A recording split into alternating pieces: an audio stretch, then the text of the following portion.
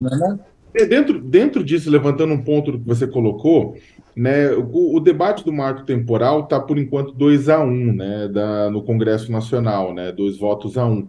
E o ministro Alexandre de Moraes, na hora que ele trouxe o voto dele, ele falou: olha, eu sou contra o marco temporal, ou seja, eu sou contra que os indígenas não possam reivindicar territórios em que eles não estavam na promulgação da Constituição de 88, que é o que diz a ideia do marco temporal.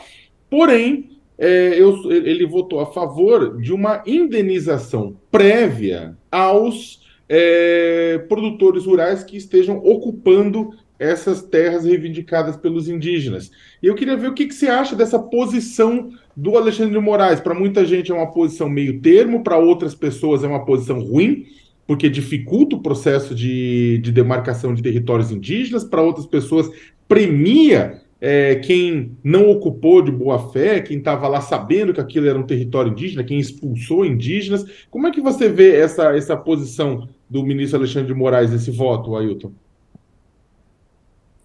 Foi uma surpresa para mim e para muita gente que o ministro tenha acenado com essa janela de troca, de barganha com quem ocupa terras indígenas.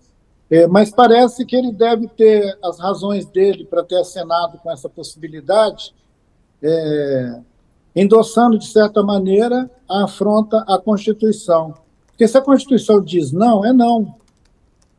Mas se o ministro diz que pode, cria mais uma espécie de prolongamento da dúvida, né? Um prolongamento da dúvida sobre uma coisa ilegítima, né? Inconstitucional. O ministro deveria dizer que é inconstitucional e pronto. Mas ele acenou com essa possibilidade exatamente por causa da crise política que está instalada internamente ao governo, onde o próprio presidente da República não deve achar possível indenizar essa gente que ocupa terras indígenas, inclusive alguns deles com a mão cheia de sangue, né? Porque alguns desses camaradas usaram milícias, invadiram terras indígenas e mataram indígenas. Se eles forem receber uma recompensa para isso, a gente pode estar abrindo uma janela para um futuro bem lamentável.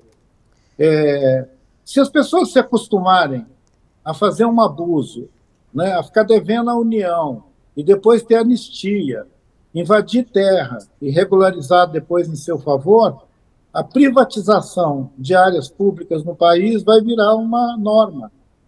As áreas públicas vão ser apropriadas por particulares. Isso sempre aconteceu no nosso país, né? Desde a lei de terras até hoje. Quer dizer, tem 200 anos de manobras para que as terras sejam sempre disponíveis para o mercado. É disponibilizar a terra para o mercado, Sakamoto. É importante a gente ver que, no fundo, por trás de toda essa cena, tem uma questão que é o seguinte: o estoque fundiário brasileiro, especialmente na Amazônia, é a bola da vez, ele está em disputa. Mato Grosso do Sul, lá no Pantanal, parte do Cerrado, a Mata Atlântica, o bioma da Amazônia, são todos objeto dessa cobiça. É uma manobra política de amplo espectro que envolve mineradoras, petroleiras, que envolve tudo. Eu imagino o tamanho do lobby que o ministro Alexandre está tendo que enfrentar para conseguir levar essa questão à frente dentro do STF. Me dá a impressão de que a Câmara e o Senado decidiram esmagar esse assunto. E o ministro tentou salvar o assunto. É uma coisa bem enrolada. Se a gente tivesse no interior mesmo do sertão, alguém ia falar que está mais enrolado do que fumo de rolo.